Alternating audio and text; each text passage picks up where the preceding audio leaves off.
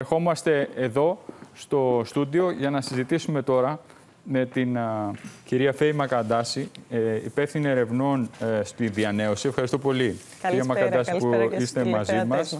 Και τον Άρη Αλεξανδρόπουλο, ο οποίος είναι επικεφαλής του Διεθνού Κέντρου για τον ΟΣΑ. Και θα ξεκινήσουμε με εσάς, κυρία Μακαντάση, για να δούμε λοιπόν, να το βάλουμε σε ένα πλαίσιο. Συζητάμε λοιπόν για το δημογραφικό και το ζήτημα της ερήμωσης και θα δούμε και τις κάρτες που έχετε ετοιμάσει στη συνέχεια. Και βλέπουμε λοιπόν, πριν ξεκινήσουμε, να το βάλουμε σε ένα πλαίσιο με τις κάρτες τις δικές σας, πριν πάμε στην Ευρυτανία. Στην Ευρυτανία είναι μια περίπτωση που θα τη δούμε στη συνέχεια. Είναι από τις ακραίες περιπτώσεις, αλλά να το βάλουμε σε ένα πλαίσιο πρώτα γενικά. Λοιπόν, το ζήτημα αυτό και της ερήμωσης που έχουμε στην περιφέρεια. Το ένα κομμάτι αφορά την περιφερειακή διάσταση του δημογραφικού, γιατί το δημογραφικό έχει διάφορα δημογραφικά τεκτονικά, όπως θα πούμε. Το 50% του πληθυσμού ζει στο 4% της επιφάνειας της χώρας. Ας μαντέψουμε όλοι που ζούμε. Είναι πολύ σημαντικό, ναι, να γίνονται δράσεις και να ενισχύεται η περιφέρεια. Επίσης, δεν είναι η ίδια η κατάσταση, όντως γερνάμε και δεν γεννάμε, αλλά δεν είναι η ίδια η κατάσταση σε όλες τις περιφέρειες. 2 στις 13 περιφέρειες είναι οι μόνες που έχουν φυσικά ισοζύγια θετικά, δηλαδή... Να αλλάξουμε κάρτα, γιατί δεν μπορούμε να δούμε κάτι εδώ, να δούμε τις κάρτες που μας έχετε. Εδώ βλέπουμε στον πληθυσμό, είναι οι δημογραφικές προβολές που δείχνουν το 2050 πόσοι θα είμαστε. Σύμφωνα με το αισιόδοξο σενάριο θα είμαστε 8,3 εκατομμύρια, σύμφωνα με το απεσιόδοξο σενάριο, με το απεσιόδοξο 8,3, με το αισιόδοξο 10, με ένα ενδιάμεσο σενάριο θα είμαστε 8,8 εκατομμύρια. Δηλαδή, ο πληθυσμός με μια βεβαιότητα θα έχει μειωθεί σε σχέση με το σημερινό πληθυσμό. Επίσης, είδαμε ότι ο δείκτης γύρανσης θα αυξηθεί. Θα είναι λιγότερα τα νέα άτομα σε σχέση με τους γυρεότερους άνω των 65. Αυτή τη στιγμή στην Ελλάδα 1 στους 5 είναι άνω των 65 ετών. Το 2050 προβλέπεται 1 στους 3 να είναι άνω των 65. Επίσης, η μέση ηλικία, όπως δείξατε και στην προηγούμενη κάρτα, αυξάνεται. Θα είναι 47 με 50 έτη. Ο δείκτης γύρανσης, που αυτή τη στιγμή είναι κοντά στο 1,3, το οποίο τι σημαίνει, αλλά ξέρετε, κύριε Παπαθανασίου, κάθε φορά που μιλάμε για το δημογραφικό, το επίδικο για τον Έλληνα είναι ότι δεν γεννάμε. Και δεν ευθύνονται οι γενιές, 2-3 γενιές πίσω. Αν κοιτάξει κανείς το Πάμε να δούμε άλλες κάρτες για να βγάλουμε μια εικόνα και να πάμε στον κύριο, συγγνώμη κυρία Μακαντάση, να πάρουμε και την άποψη σε αυτό το σημείο του κυρίου Αλεξόπουλου. Ο κύριος Άρης Αλεξόπουλος είναι επικεφαλής του Διεθνούς Κέντρου ΟΣΑ στην Αθήνα. Ευχαριστούμε πολύ και πάλι, κύριε Αλεξόπουλε, που είστε μαζί μας. Εδώ βλέπουμε λοιπόν ότι στην Ελλάδα εμφανίζεται ένα από τα μεγαλύτερα ποσοστά γεννήσεων από μητέρες ηλικίας άνω των 40 στην Ευρώπη.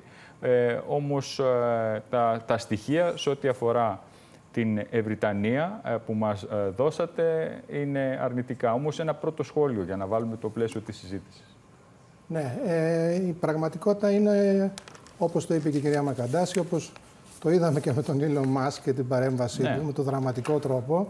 Η αλήθεια είναι ότι είμαστε στην εποχή που γεννάμε λιγότερο, ζούμε περισσότερο, και αυτό είναι ευτυχία ότι ζούμε περισσότερο. Το προσδόκιμο ανεβαίνει. Αν κάνετε την εξίσωση, αφού γεννάμε λιγότερο και ζούμε περισσότερα χρόνια, είμαστε σε μια εποχή ηλικιωμένων πια. Και ταξιδεύουμε περισσότερο, που αυτό δεν το συζητάμε τώρα, αλλά είναι ευκολότερο.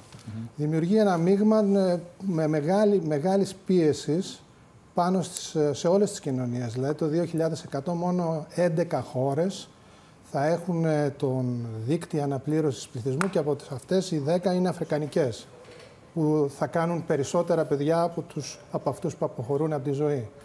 Έτσι, λοιπόν, άρα πάμε σε μια συρρίκνωση του παγκόσμιου πληθυσμού. Στην Ελλάδα το σενάριο είναι 8 εκατομμύρια το 2050, το ευνοϊκό μπορεί να είναι και λιγότερο. Τι κάνουμε όμως με αυτό, πώς διαχειριζόμαστε?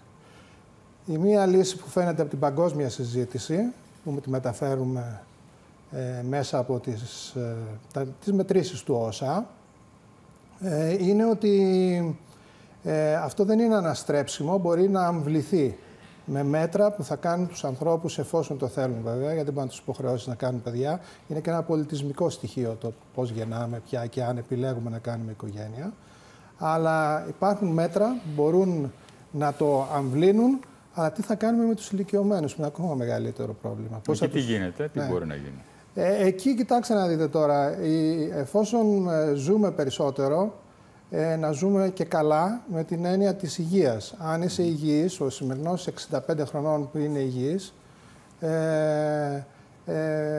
εφόσον το θέλει, πρέπει, λένε οι οικονομολόγοι, πρέπει να του δώσουμε τη δυνατότητα να παραμένει στην αγορά εργασίας και να είναι παραγωγικός, έτσι, να είναι δημιουργικός. Εάν το κάνουμε αυτό και κερδίσουμε αυτό το στοίχημα, με τη βοήθεια του Artificial Intelligence, με νέους τρόπους οργάνωσης της εργασίας, μιας και δεν έχουμε νέους να βάλουμε στην αγορά, θα μπορούμε με αυτούς που παραμένουν τους 50 και, τους 50 πλάς, να διασφαλίσουμε ένα επίπεδο ζωής όπως το έχουμε τώρα. Αλλιώς θα καταρρεύσει. Για να πάμε συγκεκριμένα να δούμε τις κάρτες που μας έχετε ετοιμάσει, με στοιχεία της Ελστάτ για την Ευρυτανία συγκεκριμένα, γιατί θα πάμε να πούμε και αυτά. Ναι. Εδώ λοιπόν, τι έχουμε. Εδώ βλέπουμε ακριβώς που είναι το μεγάλο πρόβλημα, ότι ενώ στο μέσο πληθυσμό στην Ευρυτανία έχουμε μία μείωση γύρω στο 12%, από το 11% που ήταν η πρώτη τελευταία απογραφή και την τελευταία που είναι το 21%, έχουμε μία μείωση γύρω στο 11,8%. Στους νέους, που είναι η ηλικία που είναι η πιο δυναμική και δείχνει και το μέλλον, έχουμε 25% μείωση.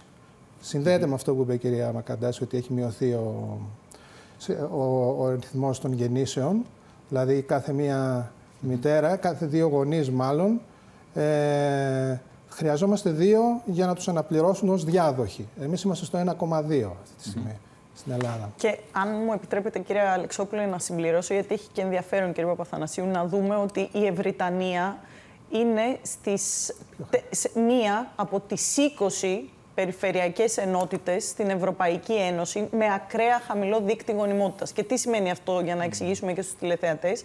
Αυτό σημαίνει το κάτω από το 1,3 παιδιά ανά γυναίκα αναπαραγωγικής ηλικίας. Σημαίνει ότι ο πληθυσμός μιας χώρας μειώνεται στο μισό στα 44 χρόνια, αν δεν αλλάξει το προσδόκιμο ζωής και η μετανάστευση, σε ceteris paribus που λένε οι οικονομολόγοι. Και εκεί, σε αυτές τις 20 περιφερειακές ενότητες στην Ευρωπαϊκή Ένωση με ακραία χαμηλό δείκτη γονιμότητας, έχουμε 4 ελληνικές. Είναι και η Φθιώτιδα και η Φωκίδα. Για να δούμε και στη Φθιώτιδα τι γίνεται, γιατί έχουμε την κάρτα εκεί με τα στοιχεία και της Φθιώτιδας.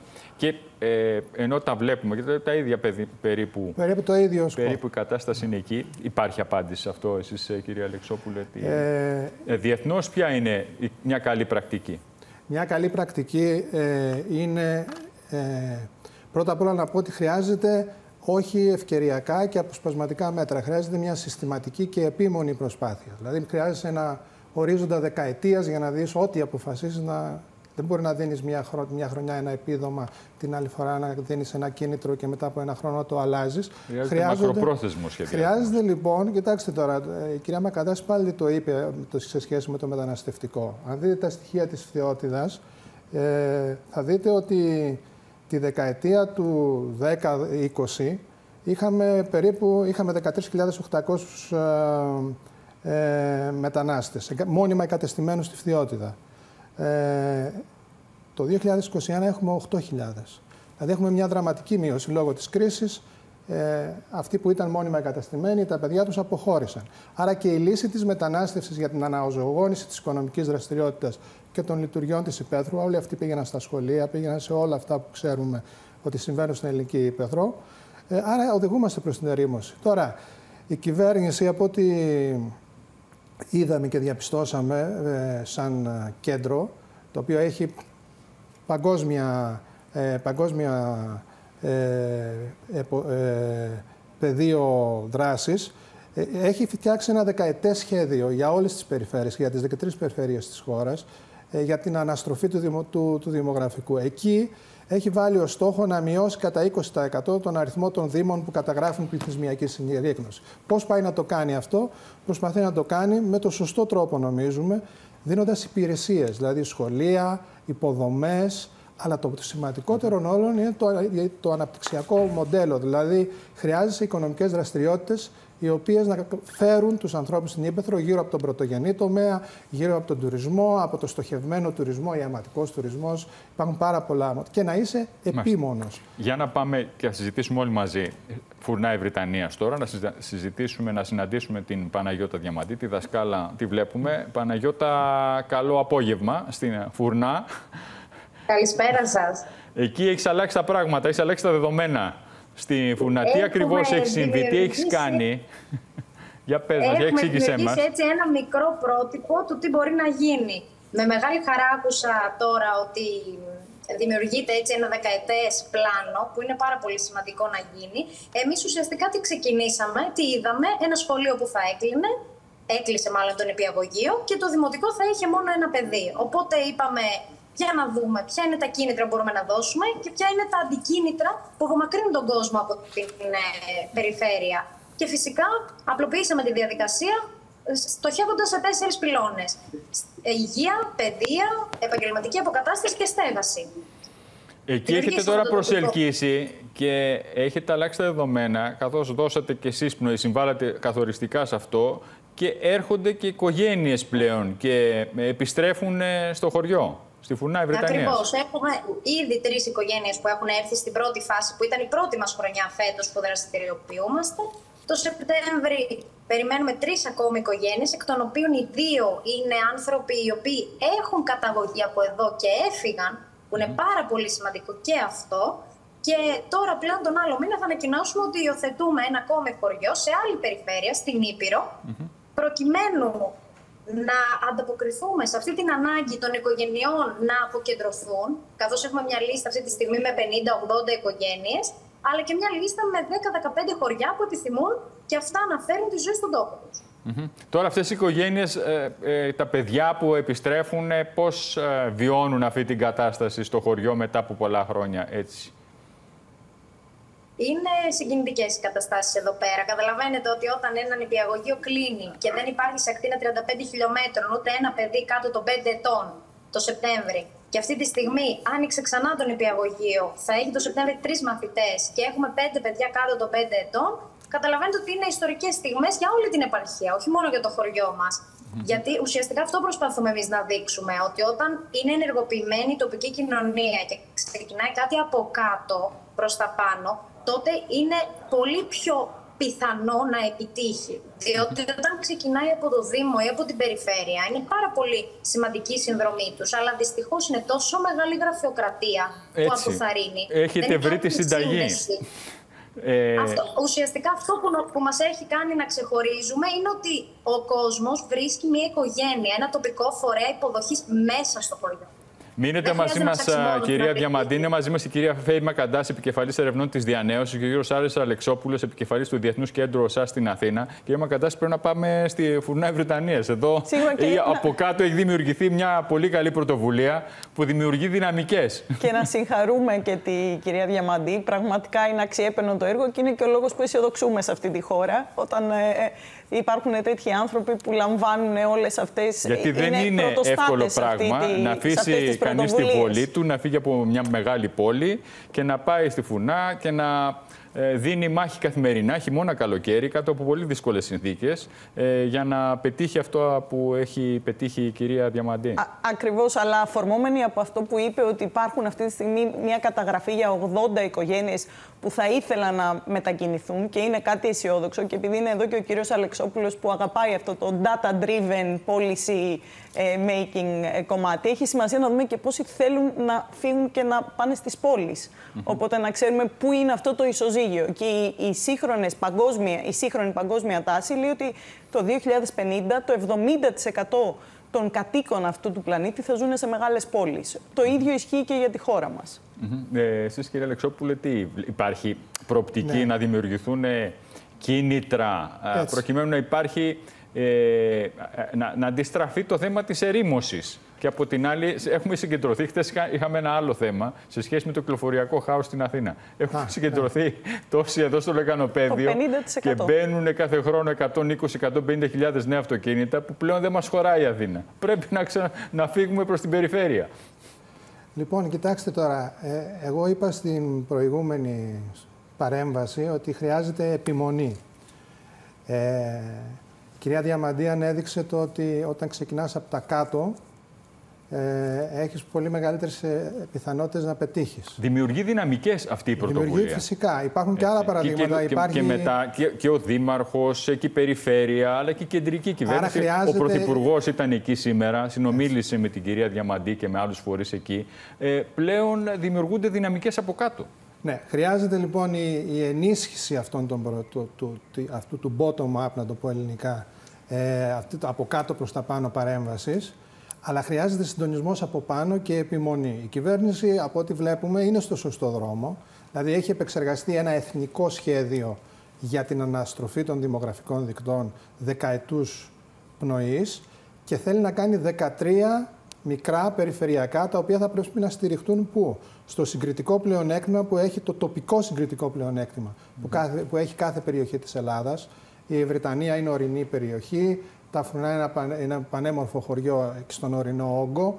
Πρέπει να εντοπιστούν είτε στον πρωτογενή τομέα δραστηριότητες, δηλαδή εδώ δεν είναι να δώσει ένα επίδομα για να φύγει κάποιος από την πόλη. Σωστά.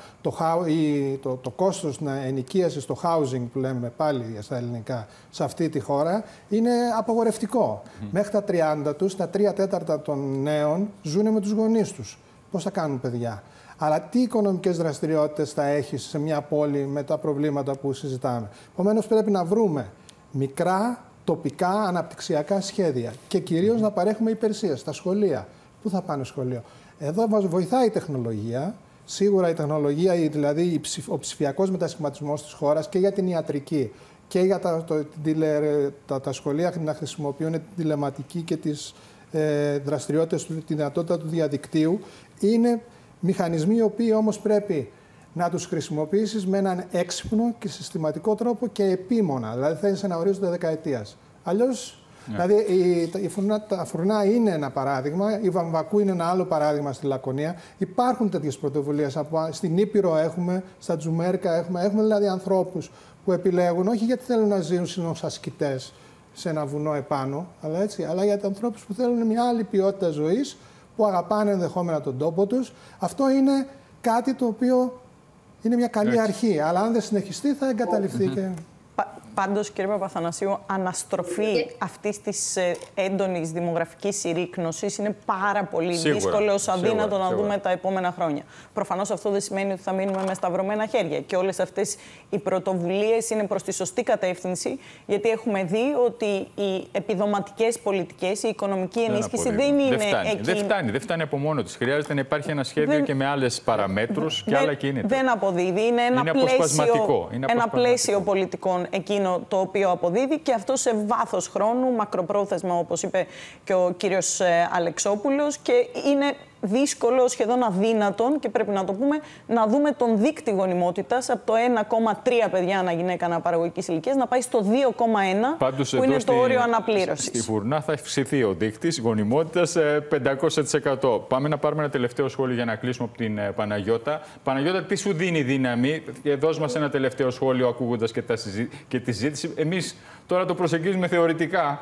Εσύ το βιώνεις. Πες μας τι σου δίνει δύναμη για αυτή την προσπάθεια. Αυτό που εμάς μας ξεχωρίζει, μας διαφοροποιεί και μας κάνει πολύ αγαπητούς και να φέρουμε φερεγγιότητα στον κόσμο, είναι το γεγονός ότι εμείς δεν αποκεντρωθήκαμε. Ο ιερέας ζούσε πάντοτε εδώ. Εγώ έτυχε να περάσω 2 χρόνια από το σχολείο. Δεν είμαστε αποκεντρωθεί. Είμαστε άνθρωποι που είδαμε το πρόβλημα και δείξαμε το δρόμο, τη λύση, χωρίς καμία χρηματοδότηση, διότι δεν χρηματοδοτούμαστε από πουθενά. Και ένα πάρα πολύ σημαντικό πρόβλημα που αναφέρεται και νομίζω δεν έχει ληφθεί σοβαρά υπόψη, είναι ότι στις κοινωνίες εκείνες που θα πάει ο κόσμος θα πρέπει να δημιουργηθεί αλληλεγγύη. Γιατί αυτοί οι άνθρωποι που μένουν εκεί και φιλούν θερμοπύλες και θεωρούν ότι το κράτος δεν τους έχει αναγνωρίσει όλα αυτά τα χρόνια και δεν τους βοηθά, δεν θα έχουν απαραίτητος θετική στάση στο να υιοθετήσουν οι οικογένειες στο χωριό τους όταν θα έρθει κάποιος και θα λάβει 10.000 ευρώ. Ενώ ο άνθρωπος που έχει ζήσει δίπλα μπορεί να θεωρεί ότι δεν έχει βοηθηθεί ποτέ. Και ένα πολύ σημαντικό κομμάτι είναι ότι οποιοδήποτε και να θέλει να αποκεντρωθεί, δεν μπλέκει μέσα σε αυτό το χαοτικό το πού θα πάω, τι θα νοικιάσω, πού θα μείνω, τι δουλειά θα κάνω. Έχουμε τόσο πλούσιο τοπικό προϊόν σε διαφορετικά μέρη, διαφορετικά πράγματα. Σε εμάς μπορεί να είναι η ξυλία, η μελισσοκομεία, αλλού μπορεί να είναι άλλα πράγματα, που με διαπανεπιστημιακές συνεργασίες και με χρηματοδότηση ευρωπαϊκή θα μπορούσαμε να εκπαιδεύονται οι άνθρωποι αυτοί, να δημιουργούνται δηλαδή και με τη βοήθεια του κράτους δομές εργασίας, να μάθουν οι άνθρωποι να κάνουν κάποια πράγματα. Δηλαδή, μιλάμε τώρα για αποκέντρωση. Και να αξιοποιήσουμε, Παναγιώτα, και τον πρωτογενή τομέα που είναι πλούσιο στην περιοχή και στην Φθιότητα και στην Ευρυτανία και σε άλλες περιοχές της χώρας που πράγματι αξίζουν για αυτό το πράγμα. Έτσι, χιουμοριστικά να πω και κλείνω, αν ρωτήσετε έναν άνθρωπο τώρα, βγείτε έξω και πείτε, σηκώστε χέρι πόσοι ξέρετε να σκάβετε. Πόσοι περιμένετε ότι θα σηκώσει το χέρι. Δεν θα αποκεντρωθεί ο κόσμος όταν το βασικό μας προϊόν δεν το γνωρίζει. Έτσι. Παναγιώτα, σε ευχαριστούμε πολύ. Ανοίγεις δρόμους. Συγχαρητήρια, συνέχισε έτσι και έχεις ανοιχτή πρόσκληση να έρθεις όταν έρθεις στην Αθήνα, να έρθεις εδώ να κάνουμε μαζί εκπομπή και να πούμε πολλά περισσότερα. Σας ευχαριστώ πολύ. Ευχαριστώ πολύ για αυτή τη σύνθεση. Ευχαριστώ πολύ και εσάς, κύριε Αλεξόπουλη. Ήταν μαζί μας ο κύριος Άρης Αλεξόπουλος, επικεφαλής του Διεθνούς Κέντρου ΟΣΑ στην Αθήνα. Ευχαριστούμε πολύ για την παρέμβασή σας. Και η κυρία Φέη Μακαντάση, επικεφαλής ερευνών της Διανέωσης. Ευχαριστούμε πολύ, Φέη.